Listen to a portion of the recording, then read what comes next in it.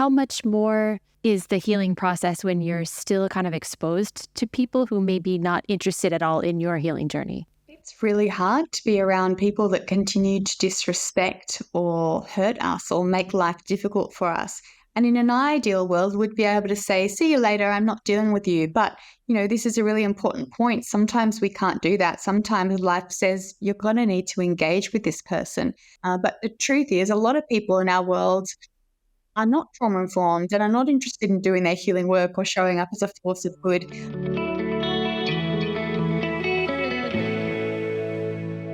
Welcome to Every Moment is a Choice. I'm your host, Erica Bahel. I invite you to join me as we delve into the lives of inspiring and diverse individuals who navigate life with intention. Living with purpose starts with embracing the power you have in every moment. If you enjoy this episode, don't forget to subscribe. Today, I am delighted to have Natalia Rachel on the show. Hi, Natalia. Hi, thank you for having me. For the listeners, Natalia is a renowned therapist who specializes in trauma recovery and transformation.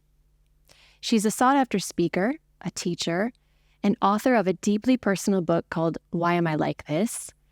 And conducts sessions all over the world for legions of people who want to learn more about trauma, being trauma-informed. Her interest in trauma isn't just an academic one. Natalia herself learned to break free from trauma, oppression, and hopelessness, and build a life full of peace and power. After a heartbreaking 17 years of mental health misdiagnosis and physical illness that nearly took her life, Natalia went on to study around the world and train as a therapist before working in healthcare administration and organization development. Her mission is to unearth the things we can't quite put our finger on or are too afraid to say. Her work provides a counterpoint to modern leadership norms and an invitation to societal reorganization. That's a massive mission. Welcome. Thank you. It does sound rather big, doesn't it? I love it. So, Natalia, I want to ask you because I'm approaching this subject of trauma with a lot of curiosity and a bit of skepticism. And the reason I say skepticism is because it feels like trauma has become this massive buzzword with all the focus on mental health right now. And one can go on Instagram or TikTok and find about 1,000 different people who claim to be talking about trauma. And that's why I really wanted to invite someone who is an expert in this field, because I kind of feel like we need to clear away some of the maybe misinformation or a lot of the Instagram type of trauma discussion that's going on right now. How do you feel about that, by the way? Love that. You're right. Trauma has become a buzzword, and it's also being weaponized in some places. Don't do that. You'll traumatize me. And I think it is really important that we get clear on a shared understanding of what trauma is and what trauma isn't, and also define our part in the way we heal ourselves and the way we break our cycle to create systemic change. So I love that you come with a bit of skepticism. I'm also being grounded. So how do you define trauma? My definition of trauma is when a past experience of threat or exclusion that is over is living and breathing in us now. So it alters us. It changes the way we perceive, express, relate, and create. It's largely unconscious and nonverbal. It's felt. And it shows up as sensations, emotions, and relating patterns. Trauma travels through relationships, communities, cultures, families, systems. And just as trauma travels through relationships, so does healing. It's also really important to understand that trauma is not what happened to us in the past. It's the way we are changed or altered when we have not processed or metabolized our very difficult experiences. So two people could go through exactly the same thing, and one person may have the resources they need to process and metabolize it, and therefore they do not end up with unresolved trauma. whereas another person may not have those resources to be able to process and metabolize. So they will go on to hold unresolved trauma and be altered. And the resources that we sort of need in order to process our past experiences well are our physical health, our mental health, and our relational and environmental health. So it's very multidimensional. Yeah, and having read your book, Why Am I Like This, which is an amazing book for anyone to read, even if you're not specifically looking for kind of immediate recovery or anything. It's just the information about trauma is so interesting, is that it's multifaceted and there's all these different selves that the trauma can manifest itself in. Like you said, it's not just in yourself, it can be in your physical self, the way you behave, the way you relate to other people. And so I wanted to ask if you said that people can experience the same event or the same situation, but one person will come out with a traumatic response to it. What is the differentiator there? How can some people seem to, as you said, metabolize these events better than others? I think it's all about our level of resource and resilience at the time of and after the trauma. So if we are very physically healthy, very mentally healthy, and we have safe others around us and a safe experience in our greater world, we will likely metabolize that experience and go on to be just fine. And it's not trauma, it's something really difficult we lived through. The relational piece is probably the most important. So the biggest indicator as to whether we will metabolize our traumatic experiences or not is our relationships. So if we have a safe other to go to and say, hey, I'm having a hard time, this is what happened, and we are listened to, we feel seen, heard, welcomed, validated in our experience, perhaps we're able to release in some way, maybe have a good cry or a bit of a vent, that person's helping us increase our resource or capacity to metabolize. So if we've got that, we're less likely to hold on to the trauma, but a lot of us don't. A lot of us don't have safe others to speak to. So when we are sort of trapped or stuck alone with our experiences, they are more likely to go on to become unresolved trauma. Is it mainly things that happen to us in childhood, and you're talking about the parental relationship that impacts that, or can people develop trauma even in as an adult from something else? Trauma can happen at any time in our lives.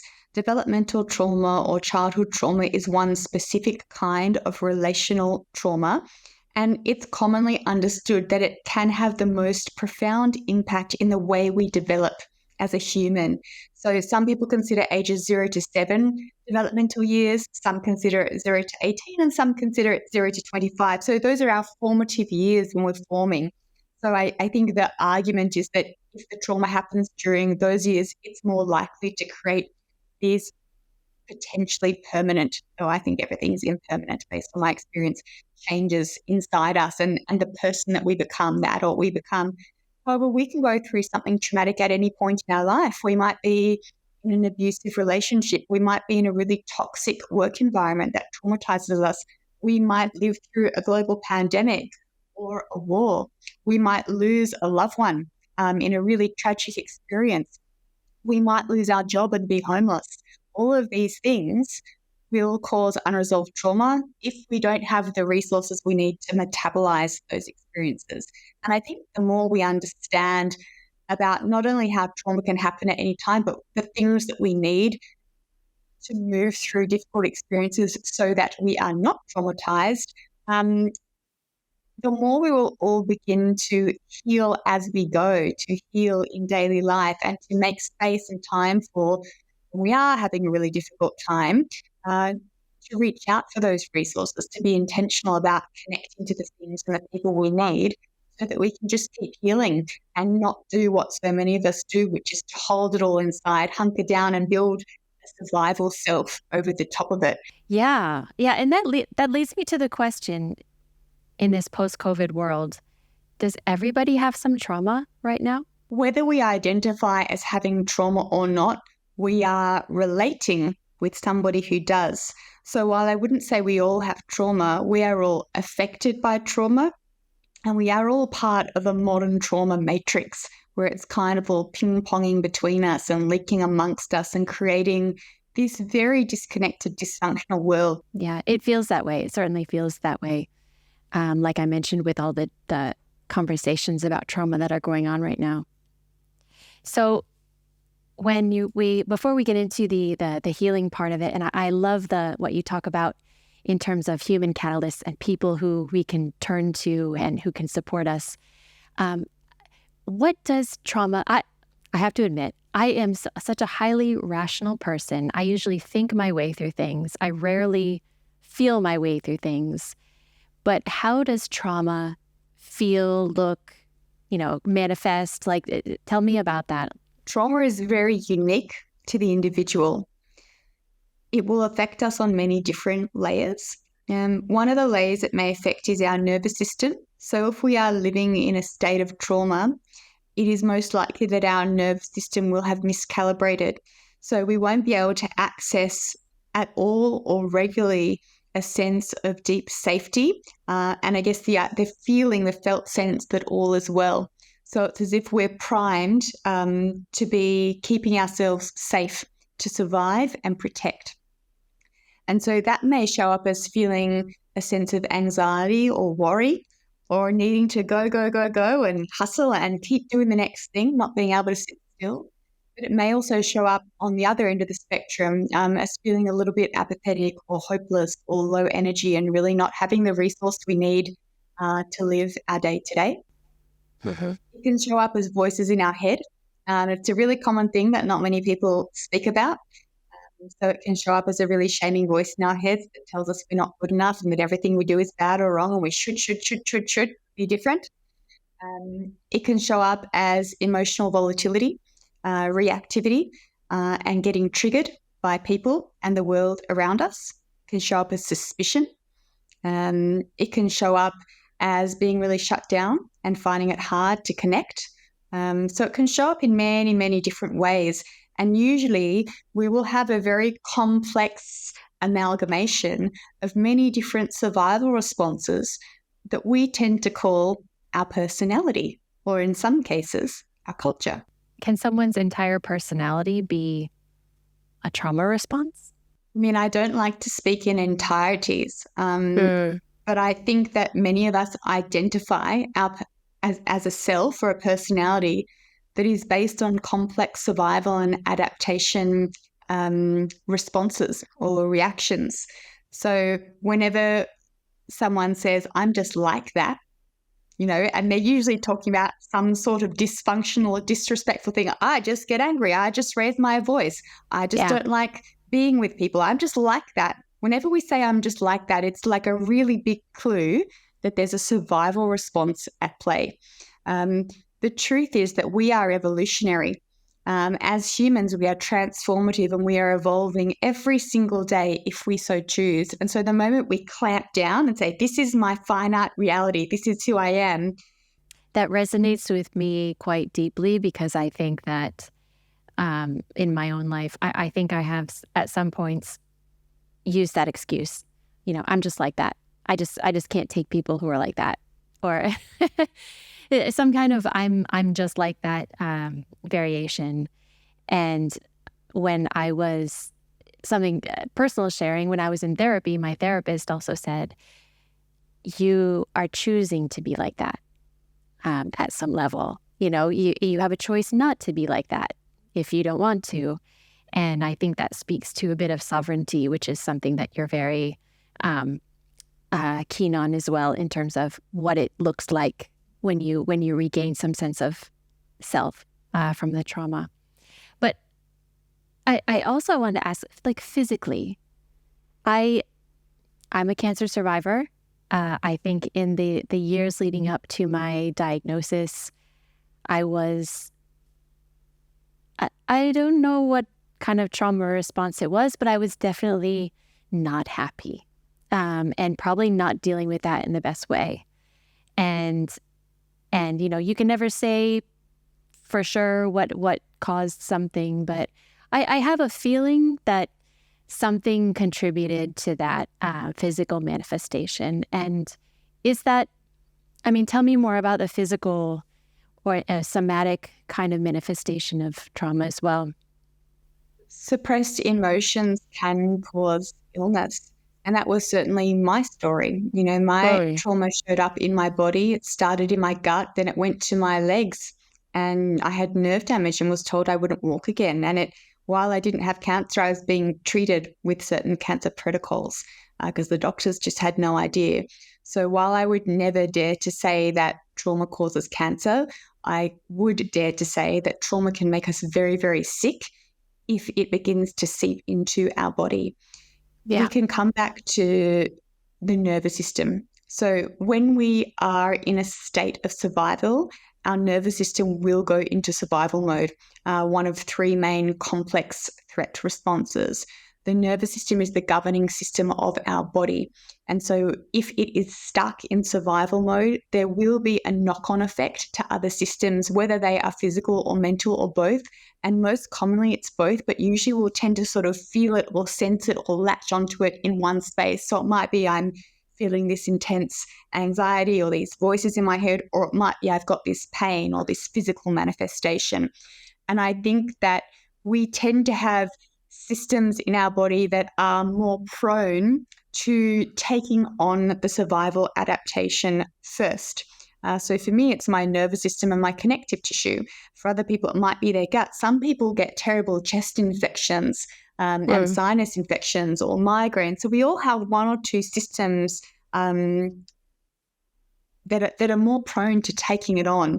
And often it sort of continues to decontextualize and get more and more diffuse. I have worked through my time as a therapist and a clinic administrator with many, many people going through their journey recovering from cancer. Every single one of them had something very deep and emotional that required processing. Every single one of them was also living within conditions and dynamics that maybe were not serving them or even harming them. And so when I'm working with somebody that is on that health journey, we're often looking at the conditions and dynamics around them and also past trauma. So we're not looking at the symptoms as much. It's just that people reach out as a result of having symptoms. Most people aren't looking at the structures of their lives or the past that they've walked through. They're very focused on what am I physically experiencing in the present. But when we learn to listen to the body in kind of different ways and make sense of symptoms through the somatic pathway, we will often find what the root causes are. And then it's all about the question, once we identify the root cause, do we have enough capacity and resource to go and address that? And some people do. Some people can process the past, or they can change the things in their lives that are maybe contributing to their illness, but many people can't. And this is a big truth. Some people do not have the capacity to go and process the depth of their childhood trauma, or they don't have the resources in their life to leave a really toxic situation. So I think always getting really honest about the depth and magnitude of the problem is really important. It's no shock to me that my oncologist, one of the things as a cancer patient, you go through all this active treatment. If you pursue the traditional Western treatment pathway, you finish your active treatment, and then the oncologist kind of sets you free and says, "Okay, now go live your life." And my oncologist said to me, "Erica, the one thing you can do to remain healthy is to remove stress from your life." And she said, whatever the situation is, whatever, if it's a job, if it's a relationship, just remove the stress. And that I took that as, a Western trained doctor telling me this as well, is that she was informed as well. And I feel grateful to her for saying that to me, because I think it's made a huge difference. You alluded a little bit to your own story. And because on this show, I really want to focus on the lived experience of my guests as well. And you shared your story in your book as well, so I know you're okay to talk about this. But tell us a little bit more about your own story.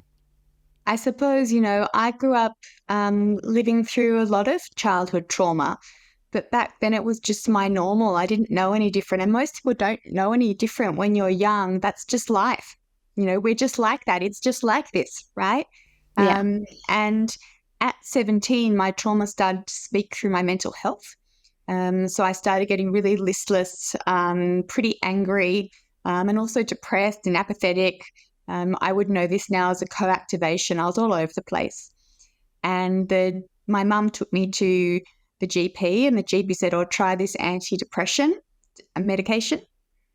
And I had an abreaction. So it really sent me quite crazy. And so then I was sent to a psychiatrist who, on the first visit, diagnosed me with bipolar disorder and gave me a triple cocktail of meds. And he would just leave the meds with his receptionist every month, and I'd pick them up and take them. And of course, it sent me further and further and further away from myself. And through those 4 years taking those meds, I got into some serious trouble. I really just lost myself. And at the age of 21, my spirit spoke to me and said, "This is not who you are, Natalia. Do something." And so I did, and I checked into a rehab facility, a mental health rehab facility, and I detoxed off all the drugs, which was awful. But out the other end of it, I kind of got the big green tick, the big gold star that said, "You are normal. Nothing was wrong with you to begin with." Oops. And my family were very angry at the time, but I wanted to put it behind me and go and live my life. So I got a good job, started dating the man who became my husband, beautiful home. And as soon as things sort of started to feel a bit safe, the trauma started to show up through my body. So my body started to shut down one system at a time.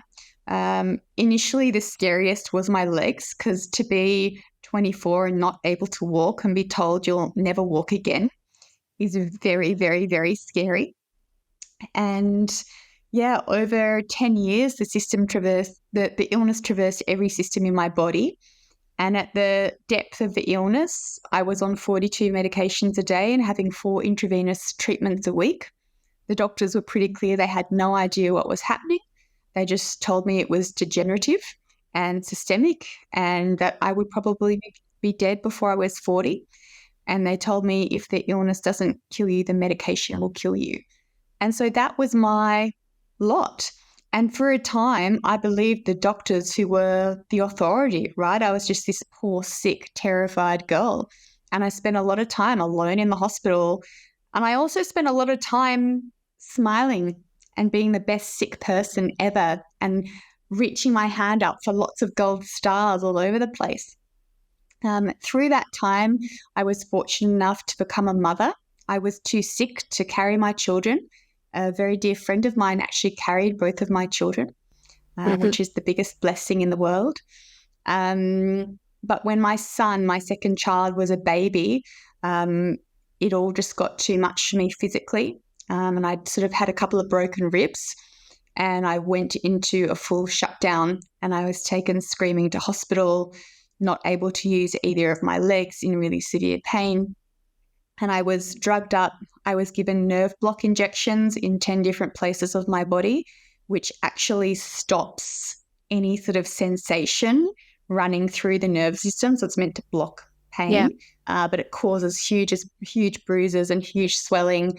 And I was also given ketamine, which is not the ketamine-assisted therapy that you see being marketed all over the place these days. It's pretty much like hospital-grade horse tranquilizer, and the idea is to reset your nervous system.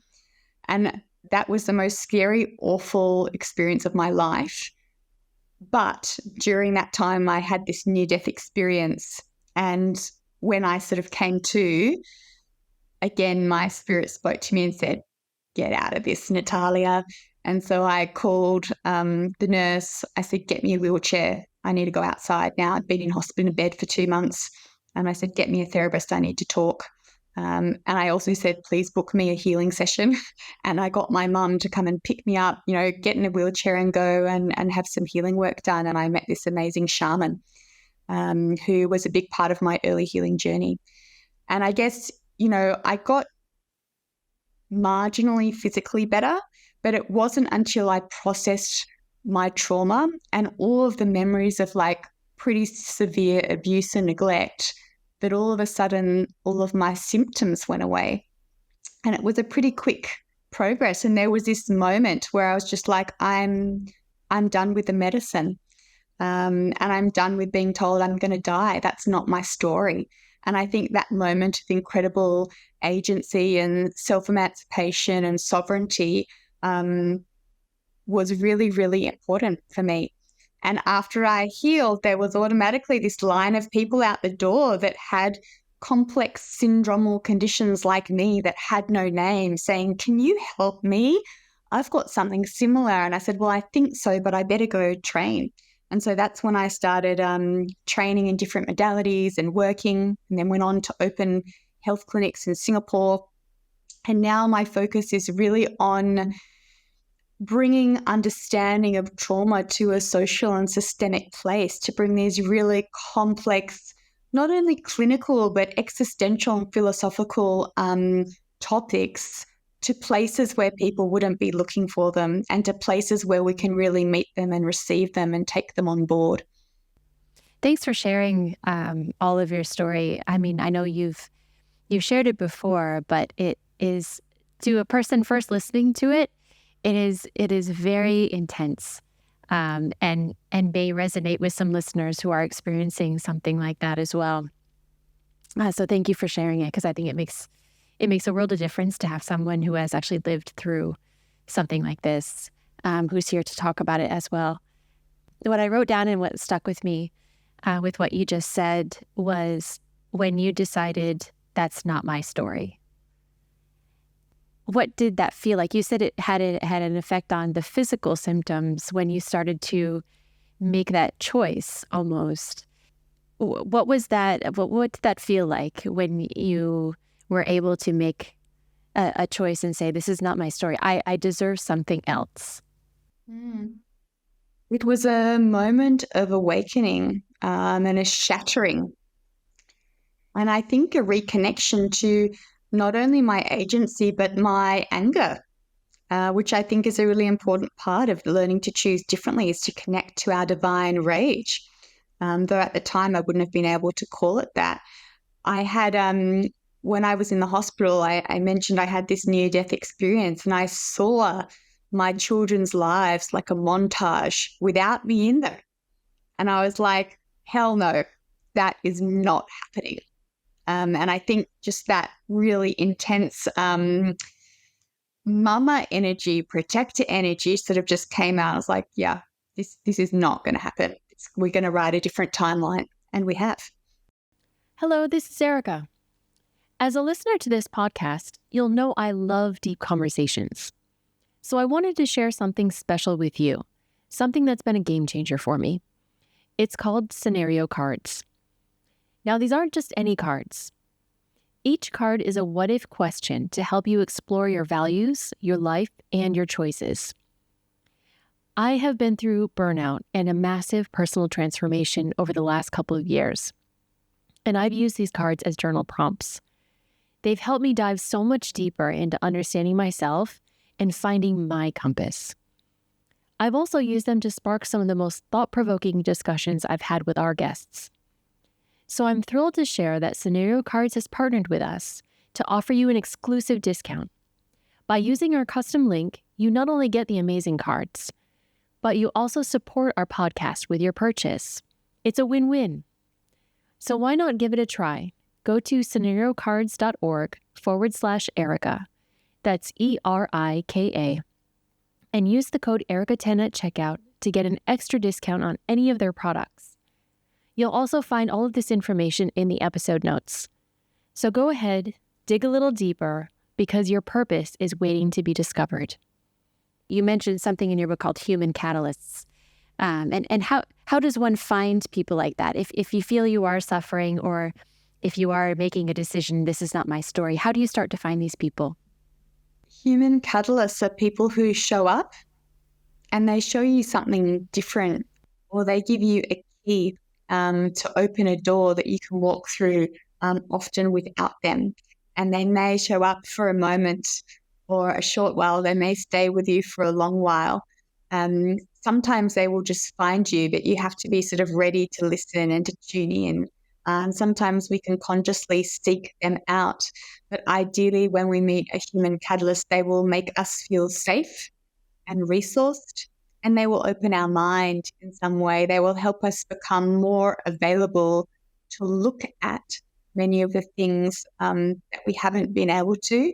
The first one in my story, I write about her in the book, The Shaman. She helped me to be with my body while in severe pain.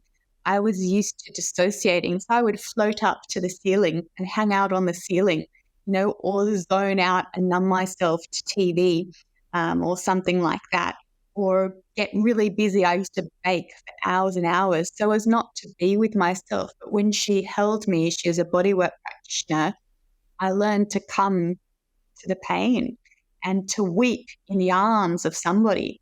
And so that was really important. And she was the first of many, some of whom have been with me a short time. My therapist now is one. I've been working with her for 7 years and don't plan to stop anytime soon, but she helps me to see differently. So these can be professionals, but they don't have to be professionals.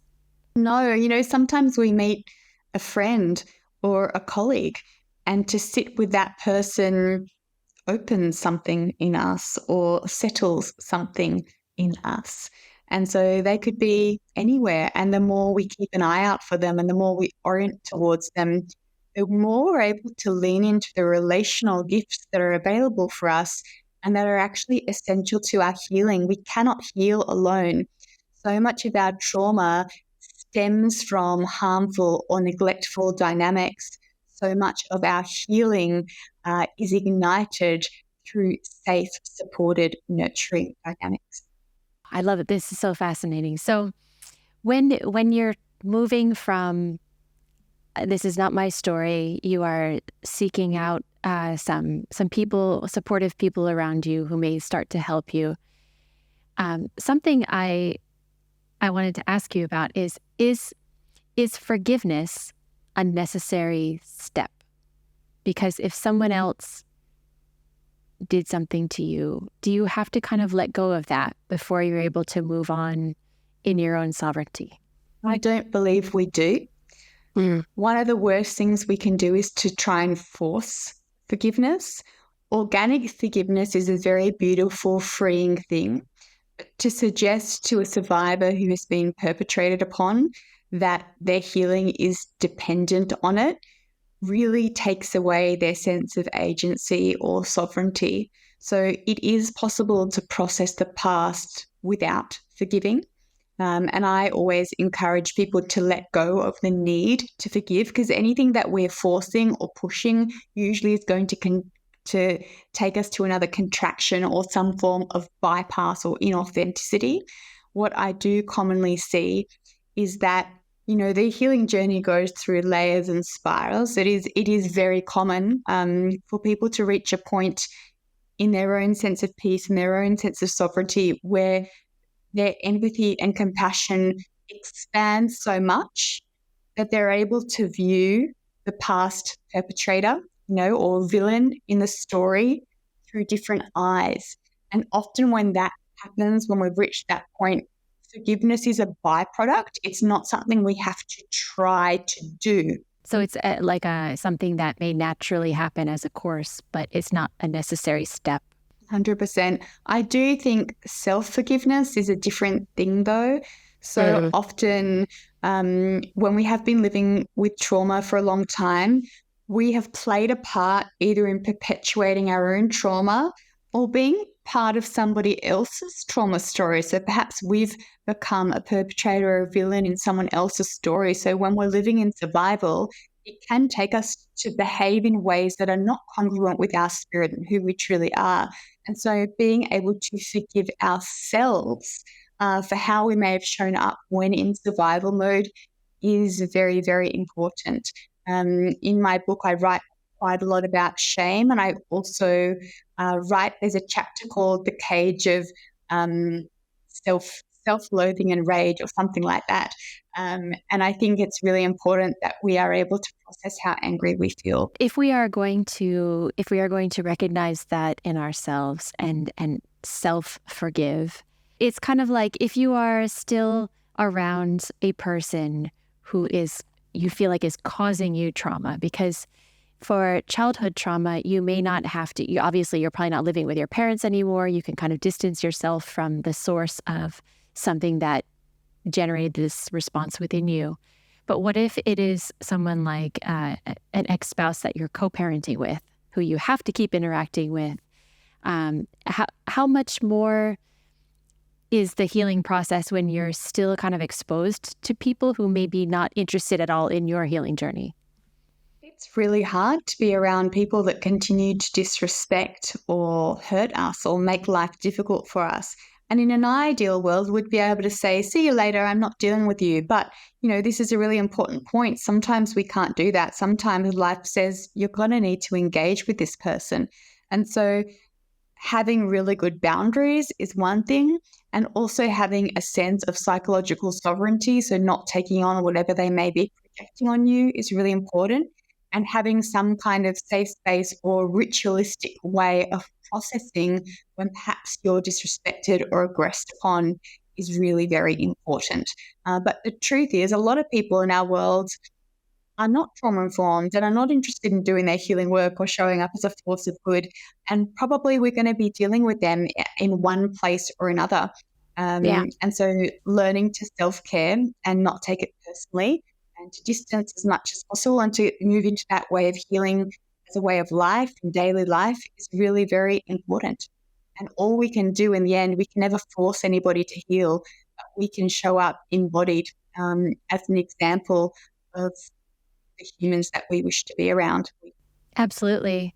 And how do we become a human catalyst? I mean, you said if we aren't necessarily directly impacted by trauma ourselves, we are surrounded by people who are maybe our coworkers or our friends or family members. How do we become that human catalyst that they need? Yeah, it's usually a very natural byproduct of doing our own healing work. So many of us who are on the healing journey will get to the point where we feel a sense of peace and power, and we feel this incredible desire to share and to support others. So that's the first thing, is this intention and this impulse. And it's very common for people to get to this place. And usually that's when they might train as a therapist or train as a coach or go into leadership. We want to serve, we want to facilitate. So intention is important, but it's not everything. Intelligence is also really important. So sometimes even the best intentions don't translate well. And that's why becoming trauma-informed is really very important, to understand how we can be part of someone's healing journey rather than just part of another cycle of harm or oppression or neglect. And this is what I teach in my program. It can be a really nice starting point to understand the two hallmarks of trauma and how we may counter them through our interactions. So two of the hallmarks of trauma are oppression and suppression. So when we are living in a state of trauma, we feel fundamentally oppressed, like we have no agency and no choice. We will also feel fundamentally locked at the throat and unable to speak our truth, to set boundaries, to ask to have our needs met, to say no, to ask to be cared for. And so as humans who want to heal, once we understand those really two core aspects of someone holding unresolved trauma, we can learn to show up and counter them. So the antidote to oppression is agency. Every time that we offer someone agency and choice, we are part of a relational healing. And when it comes to suppression, the antidote is expression. So as humans who want to heal, every time we show up and say, speak your truth, it's welcome here in whatever way or words we have, we are also offering this relational remedy. And it can get more and more nuanced and complex the more you understand about trauma in general and the way it refracts through us in this complex way.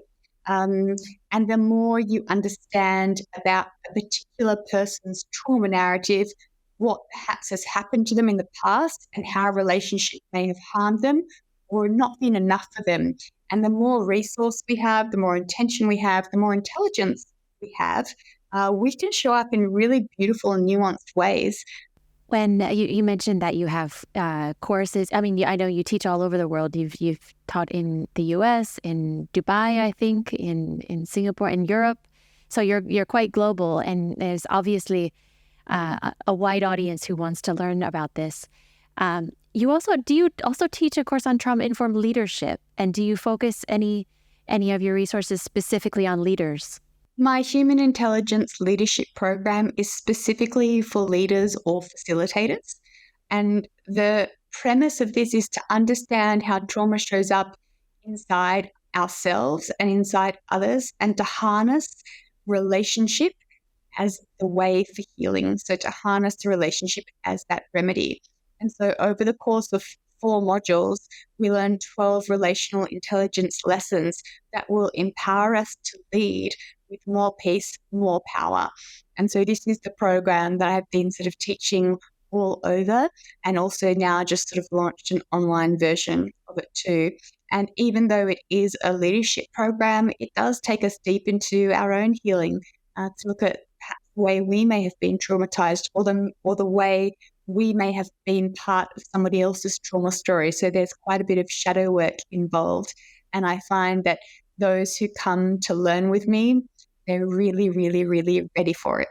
I am not at all shocked that if leaders come into your program thinking like this will be good for the people I lead, and then they realize it's good for themselves and they realize all these things about themselves, not at all surprised by that. Leaders have a lot of stress and a lot of unresolved things as well.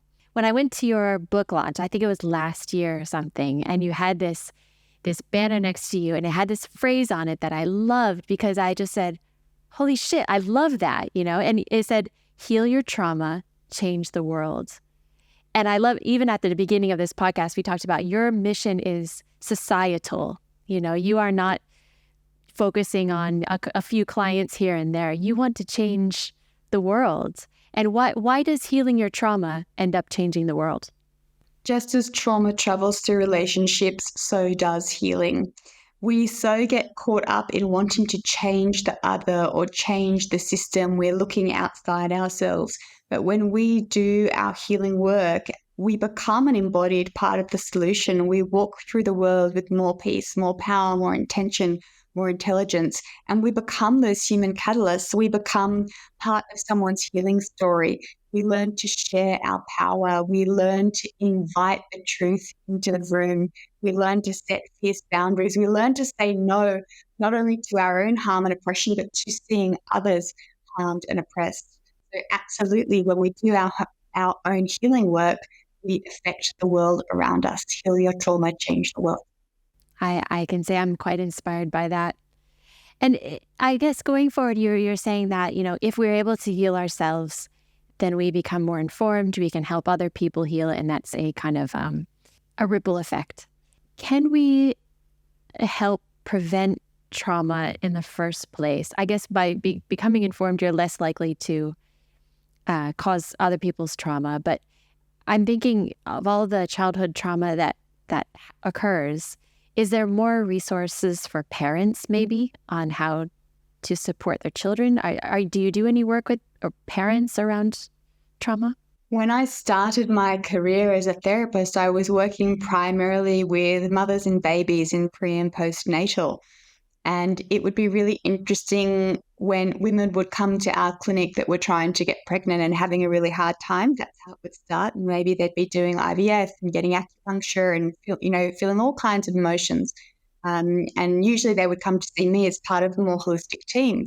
And there would always be their own developmental trauma that would come up. And it's really powerful. And then they'd go get pregnant and have a beautiful baby, because there's this sort of release and recalibrating. Or it would sometimes happen postnatal. So there'd be a mum coming to see me who, had had a healthy baby, but she was having a very intense emotional response afterwards, which commonly is diagnosed as postnatal anxiety or depression, but actually it's a developmental trauma response. So the birth passage is a really common time that latent trauma can be triggered. And what would happen when I would work with these mothers, there's this incredible healing that happens for their own inner child, and this expansion of consciousness and this realization of the incredible power and gifts we have to ensure that our children do not grow up with the same level of trauma or dysfunction or misattunement that we had. And to me, this is a generational thing. And so I do believe the more that mothers and fathers understand about trauma, not only their own trauma, but how to be really intentional or conscious in the way they raise their children. There will be less developmental trauma to deal with for our children when they're adults. Like when I look at my children, sometimes I get very teary because I'm like, oh, that's how I would have been if I didn't grow up with the kind of parenting that I grew up with. And they're so expressed and free and authentic and able to set boundaries and able to express their needs. And I think, wow, if we had a generations of humans who were so connected to themselves, probably a lot of the major things that we are dealing with in our generation aren't going to be as relevant. They're probably not going to need to be in therapy trying to sort through all of their dysfunctional relating patterns and self-disconnection, because they're growing up with the resources they need to be exactly who they are, rather than some survival amalgamation adaptation. Do you think is a need for more resources for parents? I mean, not just newborn parents, but like dealing with your kids' emotions, you know, how they change over time from preschoolers to school-age kids and everything. I think there's a lot of resources out there. You've just got to look for them. I think there's plenty of resources out there, and they'd be classed under conscious parenting mainly. Yeah. But what there is more of a need for is to support parents to their own healing journey, because you can read all of the self-help stuff you want and all of the very cognitive left brain concepts you want.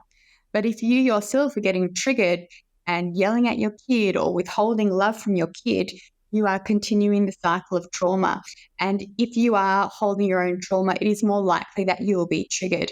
And our children can be one of our biggest triggers.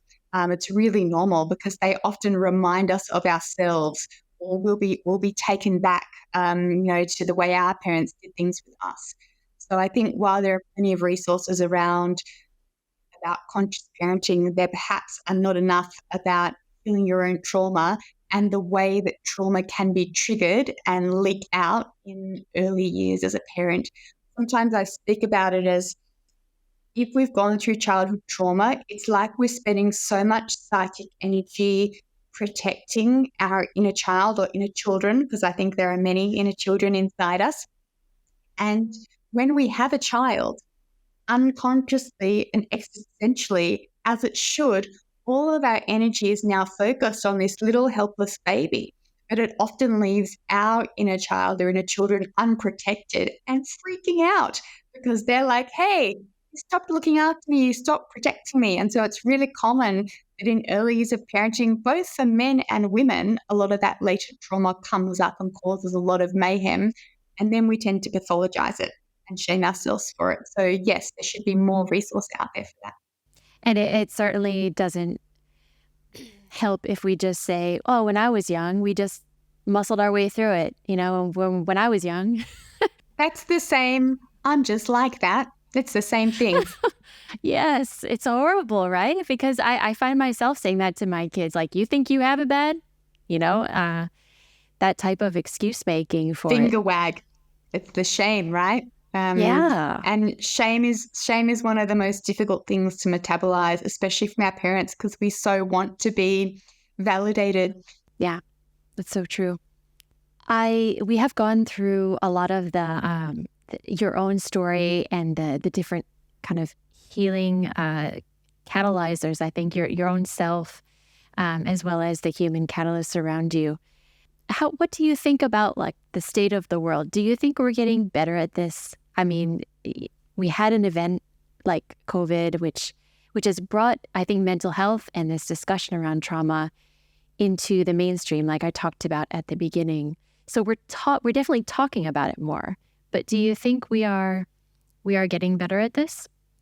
I don't know if you want my pessimistic or optimistic answer. I think it's amazing that we're talking about trauma. When I started in this field, no one was talking about trauma. It was a dirty word. I had to create trauma clinics without using the word trauma at all and be this Trojan horse, because trauma would have made people feel very scared and run away, and no one would have come to us. And we're now in a world, like you said, where trauma is on every single Instagram feed. And there are documentaries about it, and everyone is talking about it. So that's great. we need to do more than talk about it. We actually need to heal it. And not only look at it as this thing that's inside ourselves, but look at it in this social and systemic sort of lens. When I look at the world today, and I spend so much time thinking about this world that we've created, it is such a traumatized one. And it's not only created by the past trauma that we are carrying, it's perpetuated by the systems and the structures of our modern world. And what's very interesting is that we create those systems and structures. So our little traumatized human selves go on and we create these trauma-born systems and structures that then become, I guess, the fabric or the framework for everything else. So if we look at the framework of capitalism, it propels us into survival, it propels us into polarity, it propels us into competition, it propels us into war. Mm-hmm. If we look at the digital disconnected world we live in and the rise of the metaverse, it takes us away from our bodies, it takes us away from our felt sense. It takes us outside to dissociative land where we're not able to tune into those impulses and perhaps that divine rage that I was talking about that is so much of a requirement to be in our agency. So it keeps us disconnected and disempowered. And then we look to the world of social media or in the media at large, and it takes us towards self-deprivation and comparison and competition and shame, never enough. So the way our world is structured is actually keeping us trapped in these cycles of trauma. And in some ways, we could say it's making it worse. Many of us now don't have the relational resources we really need in order to thrive because we're sitting behind a screen all day. Mm-hmm. So we're not going over to our neighbours for a cup of tea or sitting in women's circles sobbing together. We're not doing these things anymore. So I think while it's great we're talking about trauma, we now need to look at reorganizing the structures and systems of our world to shift us out of the trauma and towards societal recalibration. If I were to suggest something for the listeners, that you can make a small step to become a person who somebody can reach out to if they need it. You know, maybe if it takes a billion small actions to kind of start changing things, because absolutely, I mean, with 2024 is going to be a big year for many reasons. I'm an American. There's an election coming up. I have trauma in advance about that. Not to make light of it, but like there's a lot of things going on. And I always have the hope that if you make a choice to, I'm going to be there for somebody today. I'm going to ask somebody if they want to go get a coffee because they've been quiet lately and I want to hear how they're really doing or something like that. I'm optimistic that there's little things we could all do to become a little bit of a human catalyst for someone. I love that. I would also add another one, which is to learn to say no more frequently. So it's funny how we need both ends of the spectrum, right? Yes, we need to reach out and connect, but we also need to learn to say no when something's going to take us more into that sense of survival and overwhelm. So what can we say yes to, which is more about connection, and what can we say no to, which is more about energy preservation and wellness. So I also want to mention for any listeners out there, if you're tuning into a podcast about trauma, obviously you're interested in the subject. And I think Natalia is a fantastic resource to learn about it from both her lived experience plus all the research she's done on it. And if you're listening to this and you do recognize that you need more help, that you are really struggling with something, then please do reach out to some resources. We can even link to some in the show notes. Because the conversation with, you need to have somebody who's ready to help you along the way as well. So definitely reach out. Thank you, Natalia, so much for being here today. Thanks for such a wonderful conversation.